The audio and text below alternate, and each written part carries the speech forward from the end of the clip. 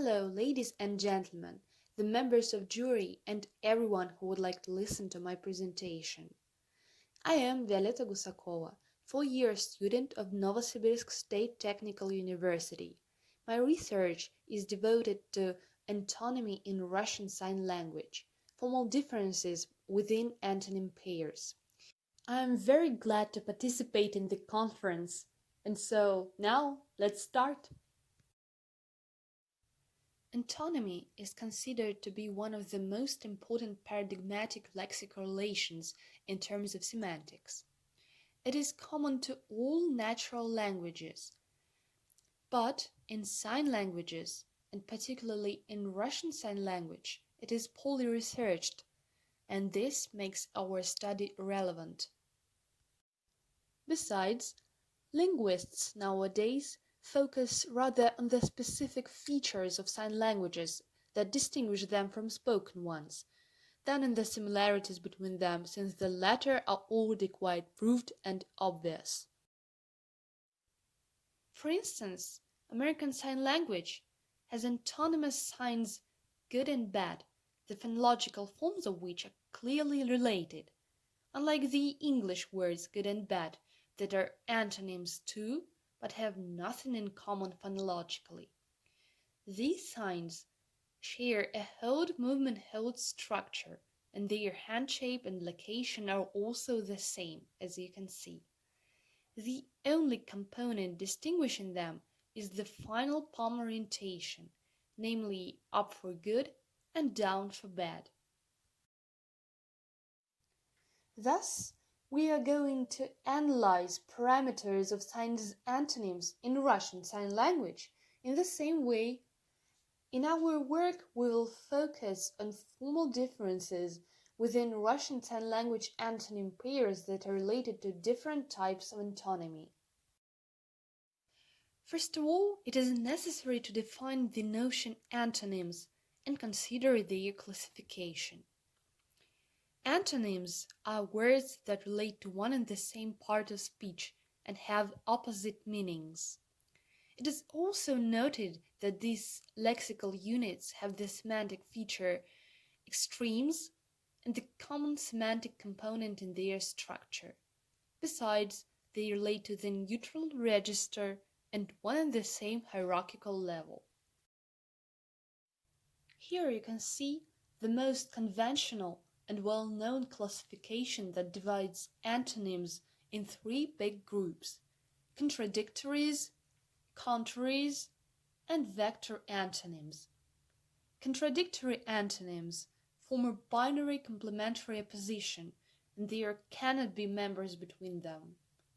Contrary or gradable antonyms form a gradual opposition that may have intermediate members. Finally, the third type, vector antonyms, is based on different direction of actions or attributes. On this slide, you can see the basis for our study. We have considered a number of antonym pairs within each type of antonymy, analyzed and compared parameters of both signs in every pair. When we analyzed vector antonyms, we saw regularities in formal differences most clearly. In all antonym pairs that we considered in this group, such a component as movement was always different.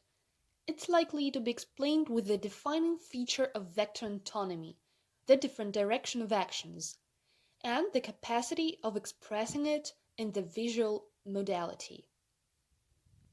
For example, the movement direction differs in спускаться, descend, and подниматься, ascend, as you can see on this slide.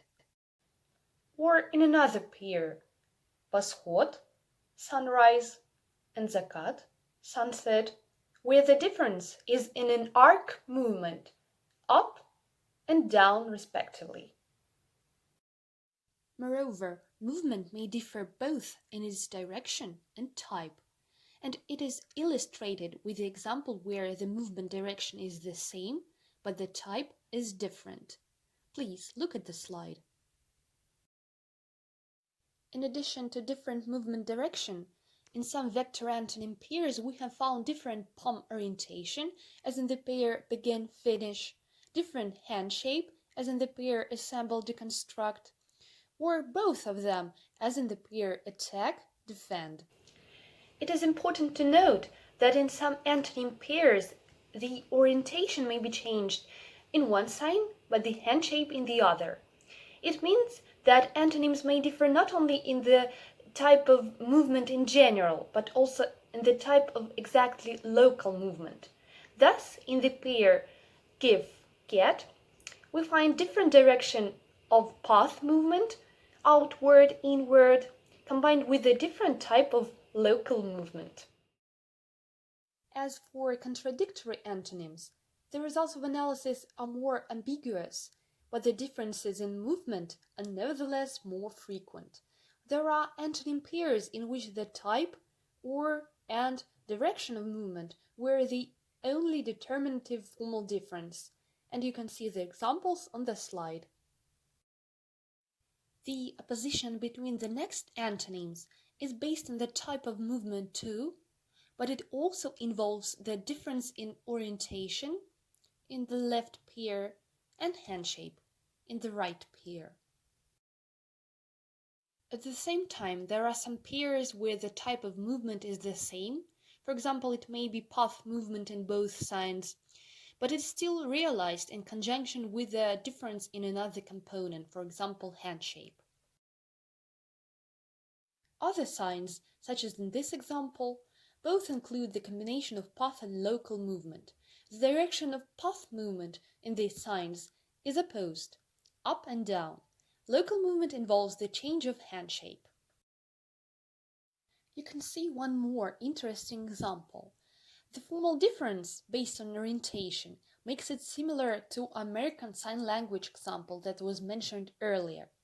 The type of hand shape is similar in both signs, but it is curious to note that the fingers selected to make a specific hand shape are different. In the first case it is a thumb, in the second it is a little finger. It probably has a certain link with the semantics of these lexical units. In addition to the palm orientation, the difference between the signs' antonyms may be based on localization, as in живой, alive, and мертвый, dead, where it is lower for the first sign and higher for the second. As we have found, movement is a significant component for contrary signs antonyms too. In both pairs on the slide, its direction plays a crucial role for the formal difference between the signs. But the type of movement is one more feature that distinguishes the signs in the right pair. In the next antonym pair, not only the direction of movement, but also the hand shape is different. An additional distinctive component for these signs is localization. As we see, the link between this parameter and the semantics of the signs is iconic. In addition to the components listed above, in this contrary pair, one more distinctive component is the palm orientation that is contrary to. And finally, the antonyms on this slide are different in all parameters, including the fact that the first sign is two-handed, whereas the second one is one-handed. To sum up, we must say that our research is at its early stage, but now we may conclude that movement can be called the most frequent component on which a formal difference between the members of an antonym pair is based. It is related to all types of antonymy, but it occurs more systematically in vector one. Vector antonymy is based semantically on a different direction, and the sign language is able to represent this difference iconically. A great variety of formal differences can be found in contrary antonymy. Different components are involved, and the difference in a hand shape is the most frequent after movement. In contrast, the rarest parameter distinguishing antonyms and all types of antonymy in our data is localization, although sometimes it is still quite significant for expressing the meaning of the opposition. Thus, unlike spoken languages, Russian Sign Language has a number of antonym pairs where antonymy is reflected not only in the semantics, but in the form of opposite lexical units. This is a result of visual modality effects of Russian Sign Language, namely its iconicity and use of space. Thank you for your attention.